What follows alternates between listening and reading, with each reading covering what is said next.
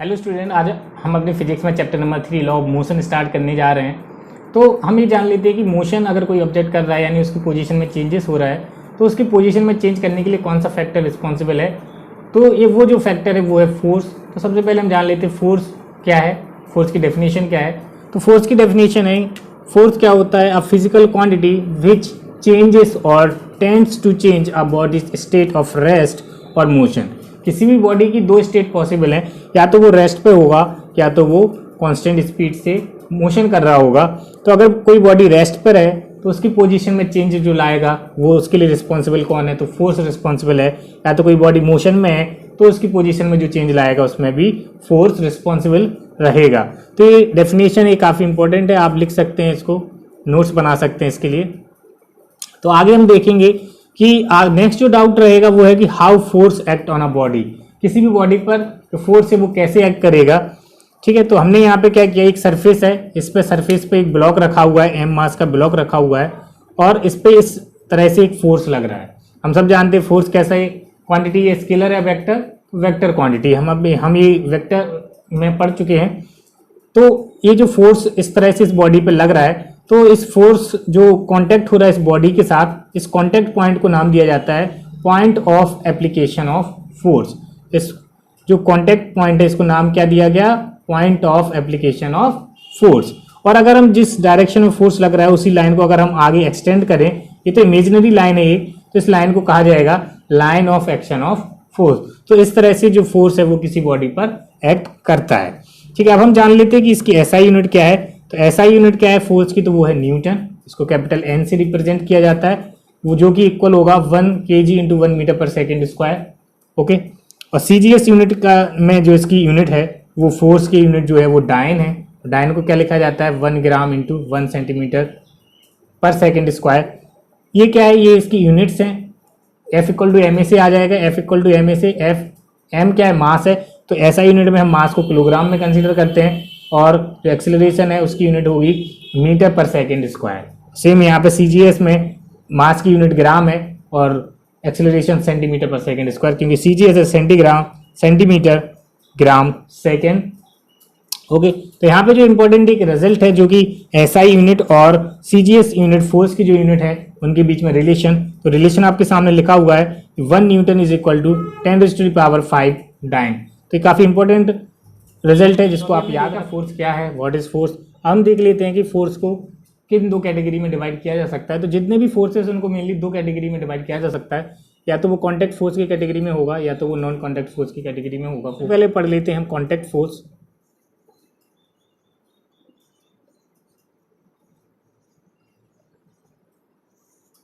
Contact force, तो contact force कहाँ work करेगा, तो जब भी कोई दो ऑब्जेक्ट होंगे, दो सरफेसेस कह सकते हैं हम, दो सरफेस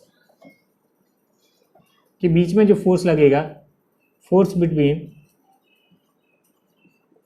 टू सरफेसेस और ऑब्जेक्ट,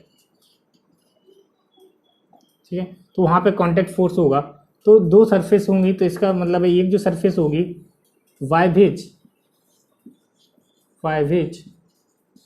फोर्स इज एक्सर्टेड, और दूसरी जो सरफेस होगी on which force is exerted. ठीक है, तो इस तरह से कॉन्टैक्ट फोर्स वर्क करेगा। सपोज ये सरफेस है कोई और इस पर कोई एक एम मास का ब्लॉक रखा हुआ है, तो इन दोनों के सरफेसेस के बीच में फोर्स लग रहा होगा, उसको हम कहेंगे कॉन्टैक्ट फोर्स। अब एक सरफेस है, एक सरफेस किसी दूसरी सरफेस पर फोर्स लगा रहे होंगे और किसी दूसरी सरफेस पर फोर्स लग रहा होगा, इसलिए हमने कहा कि by which force is exerted, कोई भी दो सरफेस में से एक जो फोर्स लगा रही होगी और जिस पे फोर्स लग रहा होगा। इस तरह से हम कॉन्टैक्ट फोर्स को यहाँ पे समझ सकते हैं। कॉन्टैक्ट फोर्स के क्या एग्जाम्पल हो सकते हैं, एग्जाम्पल देख लेते हैं। सबसे इंपॉर्टेंट एग्जाम्पल है फ्रिक्शन फोर्स। फ्रिक्शन फोर्स, इसके बारे में भी हम देखेंगे फ्रिक्शन फोर्स। फिर और क्या हो सकता है, तो normal reaction force, normal reaction force ये कैसे वर्क करता है इसको हम देखेंगे अभी थोड़ा सा ब्रीफ में। थर्ड जो है वो है force in collision. Force in collision, अगर दो बॉडी कोलाइड करती है तो उनमें फोर्स जो लगेगा वो क्या हो जाएगा, वो कॉन्टैक्ट फोर्स की कैटेगरी में आएगा। नेक्स्ट जो होगा वो होगा force in coiled spring. Force in coiled spring, अगर हम किसी कॉइल्ड स्प्रिंग को अगर हम उसको एक्सटेंड करते हैं तो वहाँ पे जो फोर्स लगेगा वो फोर्स जो होगा वो कॉन्टैक्ट फोर्स की कैटेगरी में आएगा। चलिए हम इन सबको, पहला जो थोड़ा कॉन्टैक्ट फोर्स है फ्रिक्शन फोर्स है, काफ़ी इंपॉर्टेंट है। फ्रिक्शन फोर्स है ये वही फोर्स है जिसकी वजह से हम अर्थ पे चल पाते हैं या इस बोर्ड पे हम लिख पा रहे हैं, आप अपनी कॉपी पर जो लिख पा रहे हैं पेन की मदद से वो इसलिए लिख पा रहे हैं क्योंकि वहाँ पे जो फोर्स काम कर रहा है वो फ्रिक्शन फोर्स काम कर रहा है। तो फ्रिक्शन फोर्स कहाँ काम करता है, किसी भी सरफेस पर सरफेस रफ होनी चाहिए, सरफेस रफ होनी चाहिए। जितनी ज़्यादा सरफेस रफ होगी उतनी ज़्यादा उसमें फ्रिक्शन वर्क करेगा। सरफेस जितनी ज़्यादा रफ होगी उतनी ज़्यादा उसमें फ्रिक्शन फोर्स वर्क करेगा। तो कोई एक सरफेस रफ सरफेस है, इस पर अगर कोई ब्लॉक m मास का ब्लॉक रखा हुआ है, ठीक है, तो इस पर ये जो फोर्स वर्क कर रहा होगा फ्रिक्शन फोर्स वर्क कर रहा होगा। तो सपोज अगर हम इस ब्लॉक को मूव करना चाहें, इस ब्लॉक को इस डायरेक्शन में मूव करना चाहें तो हमें इस डायरेक्शन में फोर्स अप्लाई करना होगा, इस डायरेक्शन में फोर्स अप्लाई करना होगा। तो इस रफ सरफेस की वजह से ये जो ब्लॉक है ये अपनी पोजीशन को चेंज होने से रोकेगा, यानी जो फ्रिक्शन फोर्स है वो क्या करता है, वो किसी भी बॉडी को अगर वो स्टेशनरी है तो उसको उसी पोजीशन में रखने की कोशिश करता है, यानी उसके जो मोशन लगेगी उस पर जो फोर्स लगेगा उसको अपोज करेगा। यानी अगर फोर्स इस डायरेक्शन में लग रहा है तो जो फ्रिक्शन फोर्स होगा वो उसकी अपोजिट डायरेक्शन में लगेगा, यानी उसके मोशन को रोकने की कोशिश करेगा। फ्रिक्शन फोर्स है वो तीन तरह का होता है। सबसे पहला जो है वो स्टैटिक फ्रिक्शन, सेकंड जो है वो है डायनामिक या काइनेटिक फ्रिक्शन,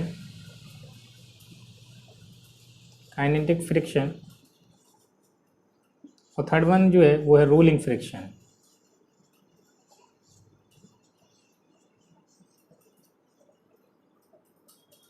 ये जो फ्रिक्शन है इस कैसे कैटेगराइज किया गया, ये कैटेगराइज किया गया जब कोई भी बॉडी है उस पर अगर फ्रिक्शन फोर्स लग रहा है उसके अमाउंट ऑफ फ्रिक्शन फोर्स को देख के या उसके पोजीशन को कब उस पर कितना कौन सा फ्रिक्शन लग रहा है उसके रिस्पेक्ट में कैटेगरी बनाई गई है। स्टैटिक फ्रिक्शन कब वर्क करेगा, जब कोई ऑब्जेक्ट है उस पर इतना फोर्स जब लगाया जाएगा जब वो जस्ट अबाउट टू मूव होने लगे, यानी जो फोर्स है वो जो सरफेस है इससे अगर हमें मूव करना है तो हमें कुछ अमाउंट ऑफ फोर्स जो है वो उसको इसकी सरफेस से जो फ्रिक्शन लग रहा है उसको ओवरकम करने के लिए जो लगाना पड़ेगा, वो जो फोर्स उस टाइम जो लगेगा उसका जो अपोजिट फोर्स लगेगा उसको हम कहेंगे स्टैटिक फ्रिक्शन। ठीक है, अगर ये जो ब्लॉक है वो मूव करना शुरू हो जाए और उसके साथ अगर ये मूव कर भी रहा है, साथ साथ ये मूव भी कर रहा है, आगे भी बढ़ रहा है, एम मास का जो ब्लॉक है वो आगे भी बढ़ रहा है, तो अभी भी उस पर फ्रिक्शन फोर्स वर्क कर रहा है। लेकिन अब जो फ्रिक्शन फोर्स है वो स्टैटिक ना होके वो डायनामिक या काइनेटिक फ्रिक्शन हो जाएगा, क्योंकि जो ब्लॉक है वो मूव भी कर रहा है, उसके साथ साथ इस पर जो फोर्स अप्लाई हो रहा है वो भी अपोजिट डायरेक्शन में, हमेशा फोर्स की अपोजिट डायरेक्शन में होगा। थर्ड वन जो है वो रोलिंग फ्रिक्शन। अगर कोई जो ऑब्जेक्ट है वो सिलेंड्रिकल ऑब्जेक्ट है, वो सरफेस पे किसी भी रफ सरफेस पे अगर उसको हमें मूव करना है तो वहाँ पे जो फोर्स लग रहा होगा वो रोलिंग फ्रिक्शन होगा। यानी अगर कोई ऑब्जेक्ट को अगर हम रोल कर रहे हैं तो वहाँ पे जो फ्रिक्शन लगेगा वो होगा रोलिंग फ्रिक्शन। फ्रिक्शन जो है वो केवल सरफेस के कांटेक्ट आने पर ही होगा, अगर कोई सरफेस के कांटेक्ट में नहीं है तो वहाँ पे फ्रिक्शन फोर्स नहीं होगा। हमने देखा कि सरफेस जितनी रफ होगी उतना ज़्यादा फ्रिक्शन होगा, अगर सरफेस रफ नहीं है, स्मूथ सरफेस है, तो हमें फ्रिक्शन की अमाउंट भी उतनी कम हो जाएगी। तो हम फ्रिक्शन फोर्स देख सकते हैं, ये तो प्लेन सरफेस पे हो गया। इसके साथ साथ जो फ्रिक्शन फोर्स है वो इंक्लाइन सरफेस पर भी हो सकता है, ये आपने देखा होगा, आप आगे देखेंगे इस टाइप के जो सवाल आते हैं। सपोज इंक्लाइनेशन है जो थीटा डिग्री पे इंक्लाइन है, यहाँ पे हमारा जो ब्लॉक है वो इस तरह से कुछ रखा हुआ है, एम मास का ब्लॉक है, तो इस पर भी अभी ये सरफेस के कांटेक्ट में है, यानी यहाँ पे फ्रिक्शन फोर्स वर्क कर रहा होगा। तो ये जो है वो किसी भी जगह पे वर्क करेगा, बस क्या होना चाहिए कि उन दोनों के बीच में कांटेक्ट होना चाहिए, इसलिए इसको कांटेक्ट कैटेगरी की फोर्स में रखा गया है। तो यहाँ पे फ्रिक्शन फोर्स कैसे वर्क कर रहा होगा, किस डायरेक्शन में वर्क कर रहा होगा, यहाँ इस डायरेक्शन में वर्क करेगा या इस डायरेक्शन में, तो इसको देखने के लिए हम देखेंगे कि हम देखते हैं कि सबसे पहले इस जो मास है, इस मास पे सबसे पहले जो फोर्स लग रहा होगा वो ग्रेविटेशनल फोर्स लग रहा होगा, जो कि हमेशा डाउनवर्ड डायरेक्शन में होता है। कितना होता है, mass into gravitational, mass into gravity या mass into acceleration due to gravity. ठीक है, तो ये हो गया। अगर ये जो फोर्स लग रहा है डाउनवर्ड डायरेक्शन में लेकिन इंक्लाइन प्लेन पे है, तो इसके हमें कंपोनेंट करने पड़ेंगे। ये जो थीटा है तो ये भी थीटा होगा, तो यहाँ पे एक कंपोनेंट होगा mg cos थीटा और ये वाला कंपोनेंट होगा mg sin थीटा। ठीक है, तो अगर दो ये वाला जो फोर्स है यहाँ पे, इस फोर्स को बैलेंस करने के लिए एक फोर्स लग रहा होगा जो कि नॉर्मल रिएक्शन फोर्स है, ये भी एक कॉन्टैक्ट फोर्स है जो हम आगे पढ़ने वाले हैं। ठीक है, तो ये वाला फोर्स है, इस डायरेक्शन में कोई मूवमेंट नहीं है, यानी ये जो नॉर्मल रिएक्शन फोर्स है इस mg cos थीटा को बैलेंस कर रहा होगा, और जो इस ब्लॉक में मूवमेंट होगी वो केवल इस फोर्स की वजह से होगी, और इस फोर्स की वजह से, फोर्स के साथ साथ इस अगर फोर्स इस डायरेक्शन में है तो जो होगा, जो फ्रिक्शन फोर्स होगा वो अपोजिट डायरेक्शन में यहाँ पे फ्रिक्शन फोर्स इस पर अप्लाई हो रहा होगा, जिसको म्यू से रिप्रेजेंट करते हैं। ठीक है, तो अभी आप केवल जनरल आइडिया ले लीजिए कि कैसे इस पर फ्रिक्शन फोर्स वर्क कर रहा होगा। ठीक है, आगे चलते हैं। फोर्स ये भी कॉन्टैक्ट फोर्स की कैटेगरी में है, यानी ये फोर्स भी तभी वर्क करेगा जब वो सरफेस के कॉन्टैक्ट में होगा। सपोज ये जो ब्लॉक है, m मास का ब्लॉक है, वो इस तरह से सरफेस पर रखा हुआ है। हम जानते हैं किसी भी ऑब्जेक्ट पे ग्रेविटेशनल फोर्स हमेशा वर्क करता है, जो कि कितना होता है, जो कि मास, बॉडी के mass into acceleration due to gravity यानी g के इक्वल होता है। तो हमेशा डाउनवर्ड डायरेक्शन में इसके सेंटर ऑफ मास से एक्ट करता है। तो लेकिन इस पर एक फोर्स लग रहा है, लेकिन इसके बावजूद भी इसमें कोई मोशन नहीं है। इसका मतलब है कि अगर कोई भी ऑब्जेक्ट है वो सरफेस पे अगर स्टेशनरी है, यानी उस पर एक फोर्स वर्क कर रहा होगा जो कि है नॉर्मल रिएक्शन फोर्स, इसको कैपिटल N से रिप्रेजेंट करते हैं। और ये फोर्स का मैग्नीट्यूड जो ग्रेविटेशनल फोर्स है उसके मैग्नीट्यूड के जस्ट इक्वल होता है, अपोजिट एंड इक्वल होता है, यानी ये दोनों फोर्स एक दूसरे को बैलेंस कर लेते हैं। और जो मास ब्लॉक m मास का जो ब्लॉक है वो इस सरफेस पर स्टेशनरी रखा हुआ रहता है। तो इस तरह से हमने नॉर्मल रिएक्शन फोर्स को भी देख लिया। ये जो एक प्लेन सरफेस पे होने के अलावा हमने अभी देखा था एक इंक्लाइन सरफेस पर भी हो सकता है। इस तरह से अगर ब्लॉक रखा हुआ है, अगर फोर्स इस पर ये mg डाउनवर्ड डायरेक्शन में ग्रेविटेशनल फोर्स लग रहा है, इसके दो कंपोनेंट होते हैं। इस कंपोनेंट को जो बैलेंस करता है वो नॉर्मल रिएक्शन फोर्स ही बैलेंस करता है। इसका मैग्नीट्यूड क्या होगा, जो उसकी डायरेक्शन में जितना फोर्स होगा उसको बैलेंस करेगा, अगर उस डायरेक्शन में कोई मूवमेंट नहीं है। फोर्स इन कोलिजन, तो कोलिजन होगा तो दो ऑब्जेक्ट हमारे पास होने चाहिए, दो मासेस होने चाहिए। सपोज ये m1 मास का है, ये m2 मास का एक ऑब्जेक्ट है। ठीक है, अगर ये दोनों कोलाइड करते हैं तो कुछ इस तरह से कोलाइड करेंगे, m1 और ये m2। अगर ये दोनों कोलाइड करते हैं तो इस m2 इस जो ऑब्जेक्ट है इसकी वजह से इस m1 वाले ब्लॉक पर एक फोर्स लग रहा होगा इस डायरेक्शन में। ठीक है, अपोजिट डायरेक्शन में लगेगा, और इस m1 मास की वजह से इस m2 वाले जो ऑब्जेक्ट है उस पर फोर्स लग रहा होगा। सपोज ये f1 है और ये f2 है। तो फोर्स इन कोलिजन है, ये भी कब लगेगा, जब बॉडी क्या होंगी, कांटेक्ट में आएगी। कोलिजन तो तभी होता है जब बॉडी कांटेक्ट में आए। तो इस m2 मास द्वारा m1 मास पर एक फोर्स लगेगा। ठीक है, और इस m1 मास द्वारा भी m2 मास पर भी फोर्स लगेगा, और ये दोनों जो फोर्स हैं इनके जो मैग्नीट्यूड है वो क्या होंगे, दोनों बराबर होंगे। मैग्नीट्यूड कैसे होंगे, मैग्नीट्यूड हमेशा इक्वल होंगे। नेक्स्ट हम देख लेते हैं force in coiled spring. Force in coiled spring, तो सपोज एक ब्लॉक है, इससे जो स्ट्रिंग अटैच्ड है और इस एंड पर भी एक ब्लॉक है। ठीक है, ये मास m1 का ब्लॉक है, एक मास m2 का ब्लॉक है। तो अगर इस स्प्रिंग को अगर हम कंप्रेस करें या इसको एक्सटेंड करें तो ये जो अपनी पोजीशन में जो चेंजेस होगा उसको रिवर्स करेगा। यानी अगर हम इसको कंप्रेस करें तो ये जब इसको हम छोड़ेंगे तो ये दूर भागेगा, और जब इसको हम एक्सटेंड कर दें तो इसको अपनी पोजीशन को वापस लाने की कोशिश करेगा। यानी ये जो स्प्रिंग है और इस मास के बीच में जो यहाँ पे जो अटैच्ड है, इस मास और स्प्रिंग के बीच में जो सरफेस है यहाँ पे एक फोर्स लग रहा होगा, जो कि कैसा होगा, जो कि कांटेक्ट फोर्स होगा, जो कि ड्यू टू स्प्रिंग हो रहा होगा। इस मास और सरफेस के बीच में जो फोर्स लग रहा होगा उसको हम कहेंगे कांटेक्ट फोर्स। ठीक है, नेक्स्ट जो हम पढ़ेंगे वो है नॉन कांटेक्ट फोर्स।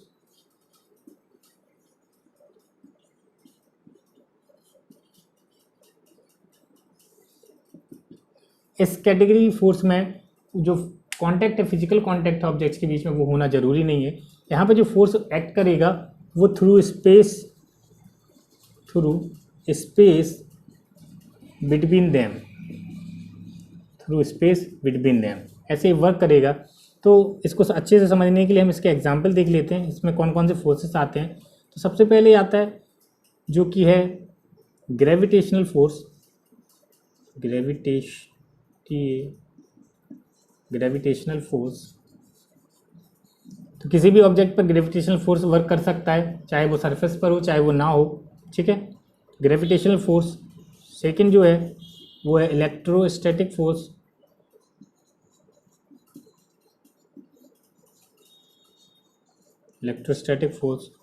और जो नेक्स्ट है वो है मैग्नेटिक फोर्स। और भी कई तरह के फोर्सेस हो सकते हैं, अपन केवल इनके बारे में जानकारी लेंगे। फर्स्ट वन जो है वो ग्रेविटेशनल फोर्स।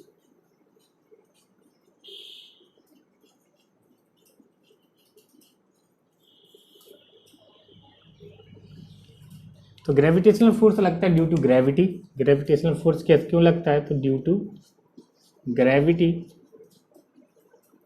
जिसको आइंस्टाइन ने खोजा था, ग्रेविटी।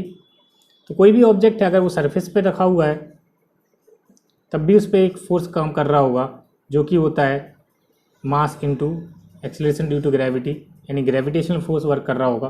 अगर कोई ऑब्जेक्ट किसी ऑब्जेक्ट कांटेक्ट में नहीं है, एयर में है, यहाँ पे सरफेस है, एयर में है, तभी भी इस पर ग्रेविटेशनल फोर्स हमेशा वर्क करता रहता है। यानी ग्रेविटेशनल फोर्स चाहे बॉडी कांटेक्ट में हो चाहे ना हो, इसलिए ग्रेविटेशनल फोर्स को रखा गया नॉन कांटेक्ट की कैटेगरी में, कि ग्रेविटेशनल फोर्स हमेशा जो ऑब्जेक्ट्स है उस पर वर्क करता है।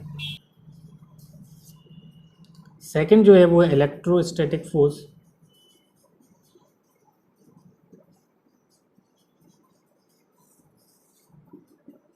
इलेक्ट्रोस्टैटिक फोर्स, तो जब भी दो चार्ज्ड पार्टिकल हों, चाहे वो पॉजिटिव चार्ज हो चाहे नेगेटिव चार्ज हो, तो अगर सेम टाइप के अगर चार्जेस हैं, सपोज ये पॉजिटिव है, तो सेम यानी लाइक चार्जेस हम कहेंगे, लाइक चार्जेस रिपेल करते हैं, और अनलाइक चार्जेस यानी प्लस और माइनस, अनलाइक चार्जेस एक दूसरे को क्या करते हैं? अट्रैक्ट करते हैं। यानी इनके बीच में एक फोर्स वर्क कर रहा होता है, यहाँ पे एक दूसरे को अट्रैक्ट करेंगे और एक दूसरे को रिपेल करेंगे, ठीक है। तो इनके बीच में कोई फिजिकल कांटेक्ट नहीं है, लेकिन फिर भी इनके बीच में एक फोर्स वर्क कर रहा होगा, जिसको हम नाम दिया जाता है इलेक्ट्रोस्टैटिक फोर्स। लाइक चार्जेस एक दूसरे को रिपेल करते हैं और अनलाइक चार्जेस एक दूसरे को अट्रैक्ट करते हैं। नेक्स्ट जो है वो है मैग्नेटिक फोर्स।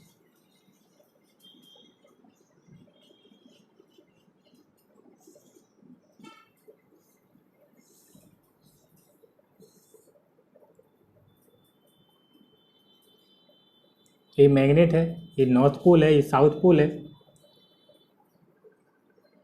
तो मैग्नेट किसी भी शेप की हो सकती है, अगर इस टाइप का शेप है इसको कहा जाता है वार्म मैग्नेट। और यहाँ पे एक आयरन की छोटी सी रॉड रखी हुई है, आयरन रॉड। तो हम देखते हैं जब जैसे ये मैग्नेट है इस आयरन रॉड के कुछ पास आता है, जैसे इसके करीब आता है, तो हम देखते हैं कि ये जो आयरन रॉड है वो अट्रैक्ट होकर इस मैग्नेट पे जाके चिपक जाती है। यानी इसके बीच में प्रॉपर इसमें फिजिकल कांटेक्ट ना होने की, बिल्कुल जस्ट कांटेक्ट पे नहीं रखा, उसकी कुछ दूरी पे रखा, उसके बावजूद भी ये जो क्या है वो इस पर अट्रैक्ट हो गई। यानी यहाँ पे एक फोर्स वर्क कर रहा था, इसको नाम दिया जाता है मैग्नेटिक फोर्स। लेक्चर में हमने देखा कॉन्टैक्ट और नॉन कॉन्टैक्ट फोर्सेस के बारे में, उनके एग्जाम्पल्स के बारे में, थोड़ा ओवरव्यू लिया अपन ने इन चीज़ों का। नेक्स्ट हम देखेंगे न्यूटन्स लॉ ऑफ मोशन।